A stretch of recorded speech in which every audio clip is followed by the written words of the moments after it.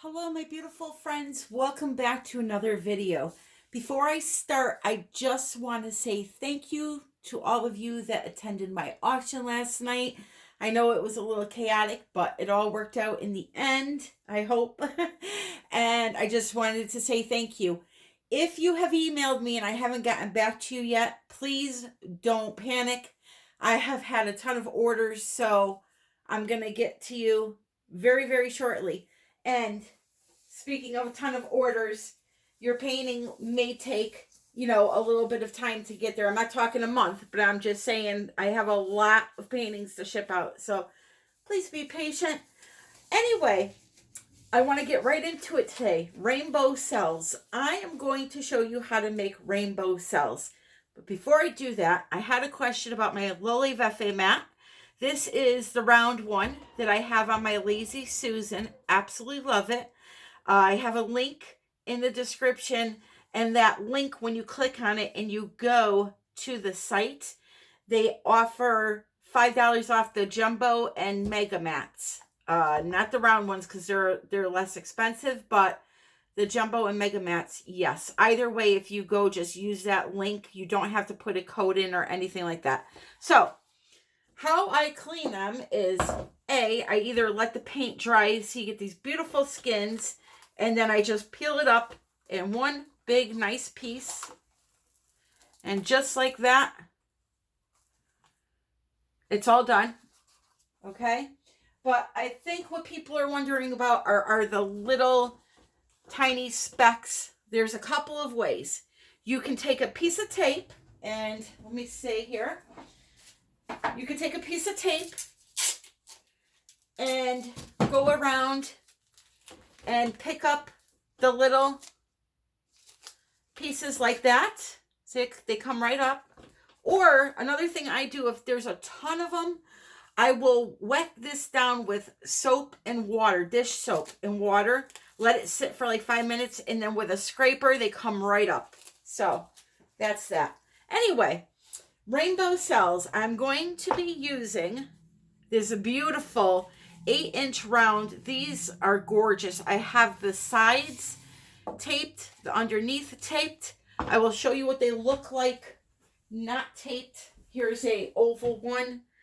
They are cradled birch panels. They're really, really pretty. I found these at Bling.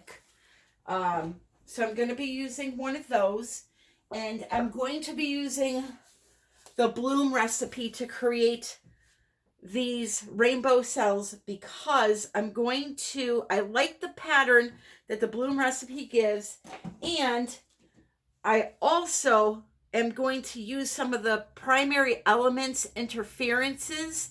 Now you could use them in with your regular polypore. You can do this with your swipes and stuff. But for the Bloom recipe, I like to, for the interferences, when I want to do these rainbow cells, I like to use the Bloom recipe. For new people that are just starting, this recipe, which will be listed in detail in the description, is not what you use for your regular acrylic pouring, because I'm getting a lot of people that are confused. The Bloom recipe, whenever you're seeing people use house paint, they're doing it for this specific technique. Now, you may ask, what's the difference between a Bloom outcome and a regular acrylic pour outcome? With a regular acrylic pour, you get your cells all over, okay? They're all throughout the painting, and that is using either pouring medium in paint or Floetrol paint, whatever you choose to use. With a Bloom recipe like I'm using today, you get to choose kind of where the cells are. You maintain them in small bloom-like patterns. So that is the difference between that. But what I'm going to do is just get right into this video. And if you want to know more about the Bloom recipe, I will link it below, or link it at the end of this video, a very thorough video. Most important part of all of this is If you want the outcome that I get, you have to use my recipe to the T. If you change one thing, it changes the chemistry, and I cannot help you figure out your issues when that happens, because I don't know the thickness of your paints and the chemical reaction that's happening if you use a different base paint here. So this right here is ColorPlace semi-gloss white paint from Walmart, house paint. What I'm going to do is, because I'm using interference colors, you can see them a little bit. Like this is a violet. You could see a little bit, but you will not get the full effect unless you put these interference colors on top of a darker color, a darker matte color. So this right here is my Dioxizine purple. That's the darkest matte color that I have. This comes from a tube from Liquitex. So what I'm going to do is I'm going to make a puddle right here, and these paints are very thick when you use this recipe. I'm going to do another right here.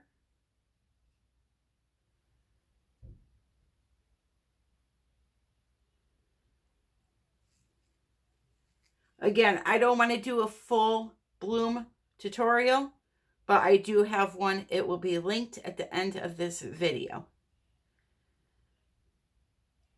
And these interference colors that I'm about to use are from Primary Elements. They're called Bling Interference. This right here is a mauve tube paint. And I will rattle off quick while I'm doing this that these paints are mixed with 3 parts Vivid Enamel, also sold by Colourarte, and 2 parts Polycrylic. Now they sat for a little while, so they got a little thick on me, but we're going to make them work. You can see they're almost like pudding at this point. All right, so we're going to just start laying these down. This is an interference red.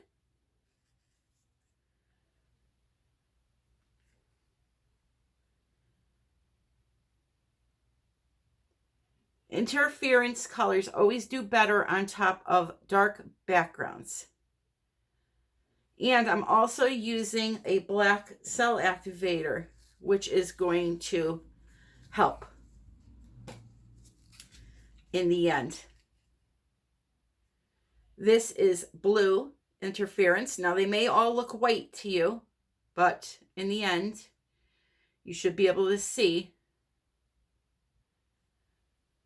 You got a lot of air bubbles in here. I'm going to have to pop before we move forward because the paint is so thick. Here is a violet interference. So we have red, blue, violet so far.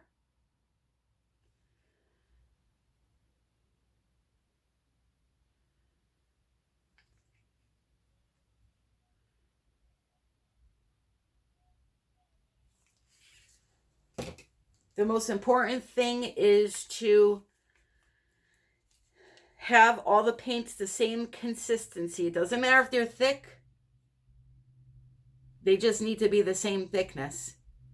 This here is called Red Sparkle. So Primary Elements sells interferences, which will give a color shift to your paints. You can add these to your paints to make them a color shift.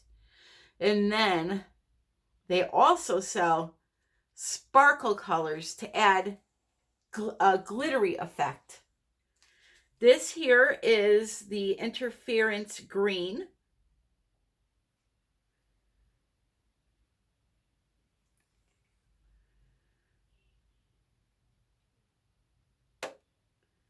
I'm sure you can see this big air bubble I have. Make sure you pop those before you move on, or they will disrupt your pattern.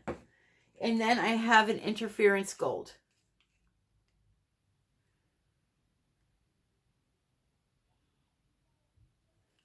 Okay.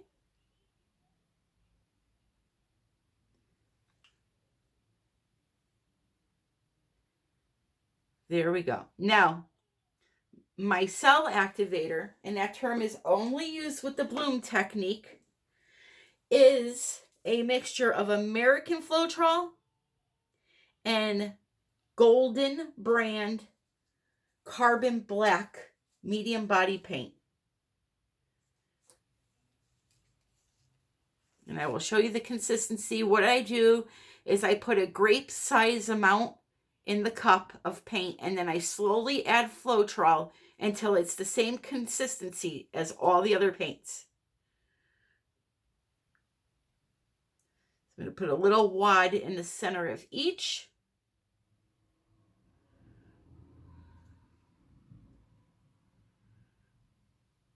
Just like so. No, don't drip, don't drip. All right, and I'm going to turn this a little bit, or tilt it, I should say, just to get it from that edge. And now what I'm going to do is I'm going to slowly blow down to see where my breath is going, and then when I know it's going in the right direction, I'm going to start blowing outward. You can do this with a straw, a blow dryer, whatever type of air you need to use.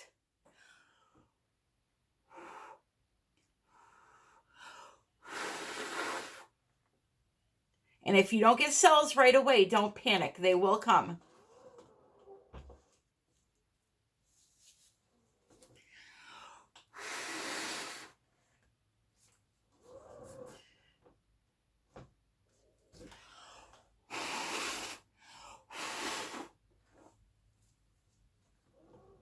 Okay, and I'm going to show you how to do this in a second when you get a big area of black in the center.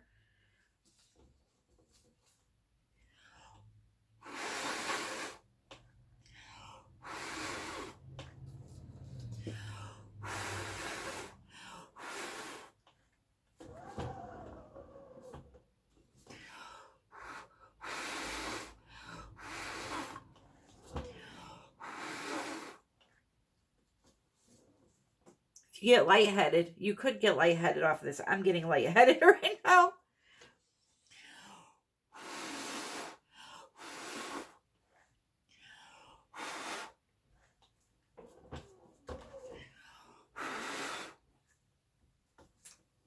All right, so now you could take a straw.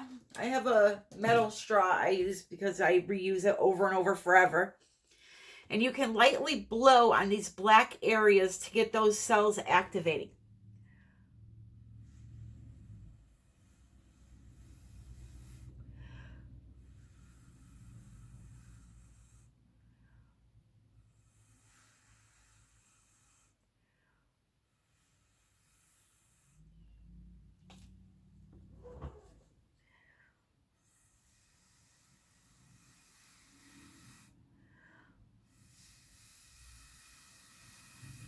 Going right down to the bottom, straight down. Okay. Now that we blew on into this paint, it's sunk down to the canvas, and we need to wait for it to rise till it's all level again. There's a divot where I blew. So I'm going to pause you and wait for that to happen. All right, it's been about a minute, and it seems to have all come back up. Now what I'm going to do is I'm going to slowly start tilting it into the design that I want it to be. This is actually really pretty just like this. But there's a lot of paint on there, so you got to get some of it off. So take your time, watch the direction that your paints are flowing.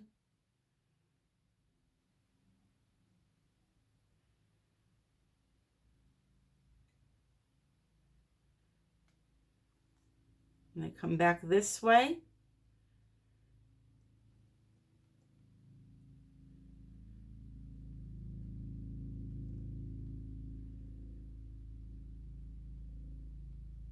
This is really beautiful, guys. I cannot wait to give you a close-up. I left the flash on my camera. Oh, I hope you're going to be able to see this.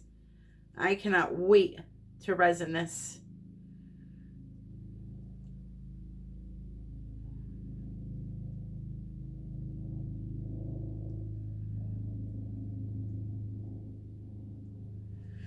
Okay, and then we're going to come back up. and go off the other edge. This is phenomenal.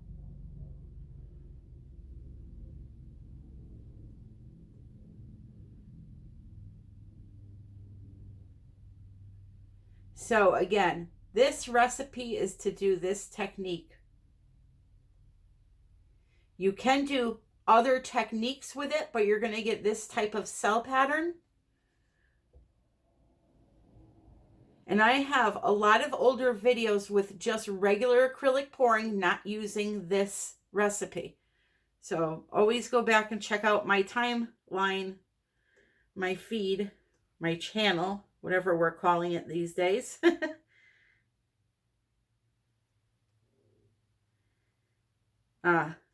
Absolutely gorgeous. I'm sorry if I was off screen there. All right. So this is beautiful. I am done. I'm leaving it alone.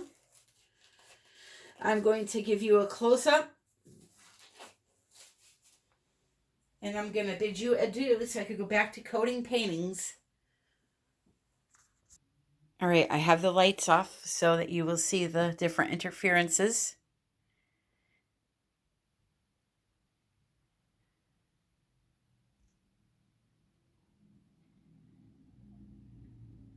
And once we get some resin on that baby,